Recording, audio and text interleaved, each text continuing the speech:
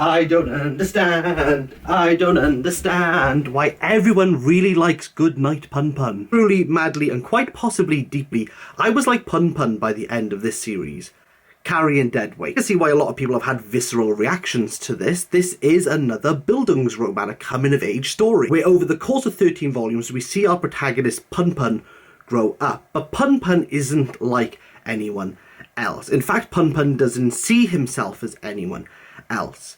We see him as a childishly drawn bird, and this amorphous bird allows the mangaka Asano to put any expression on Punpun. All the expressions could be coagulated together to give the word hyperbole. Everything and everyone to Punpun is hyperbolized, and as the reader you're going to understand this exaggerated reality that Punpun has envisioned himself within from the oft. Obviously, with over 100 chapters, I'm not going to be able to cover everything, but I think we can distill Goodnight Punpun as being the tragedy of nostalgia. Let me explain. So our bird character Punpun is seen by everyone else as a standard 11-year-old Japanese boy. To an outsider, there's nothing different to him. He's normal. The beauty of being a reader is that we get to see inside, and really Punpun and his journey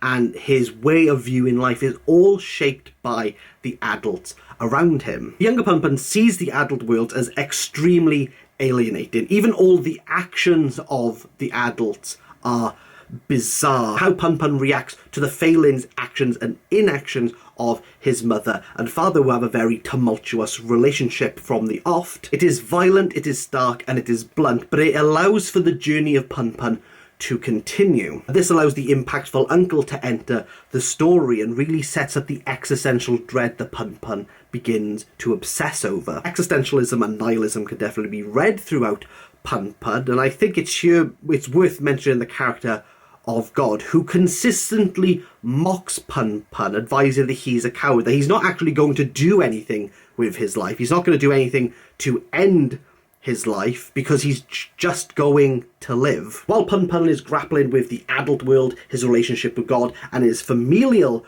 relationship, there is one thing that grounds him. There is one thing that gives him purpose, and that is his relationship and his love. Punpun and Aiko are two star-crossed lovers who are doomed to fail. Yes, we have a Romeo and Juliet story in the midst of all of this. Rather than the two houses being Capulet and Montague, we have the theological houses, where Punpun's family seem to reject God, and through a very awkward encounter between Aiko's mum and Punpun's uncle, Punpun realises that Aiko is in a very religious household, which years later will lead to the very bizarre offing of a character.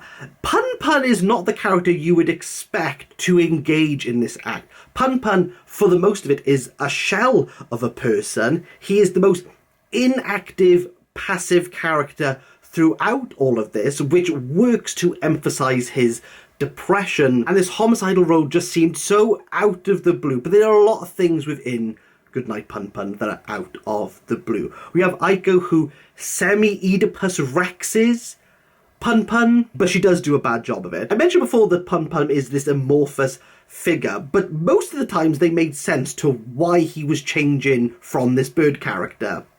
This triangle, I mean, I don't know. These are slight moments, but I didn't really enjoy reading Punpun, and I didn't not enjoy reading it for the reason that most people say, that it's cathartic, that it's traumatic. I found this book a chore because it is at most melodramatic, and that's why I use the phrase the tragedy of nostalgia. Punpun can't seem to grow up. He's encapsulated by these grand, over-the-top expressions of love, of family and friends, reflected in the artwork because his body is drawn as a standard human, but it's his headspace that is still trapped from when he was younger. I'm not going to negate the traumatic experience that Punpun sees against one of his friends, where from this childhood lens he's kind of he's grounded in reality. People die unexpectedly. And that's going to happen continually throughout his life. And sadly, the older you get, the more people you know die. In fact, if I think about it, I think last year 3 of the people I went to school with have died.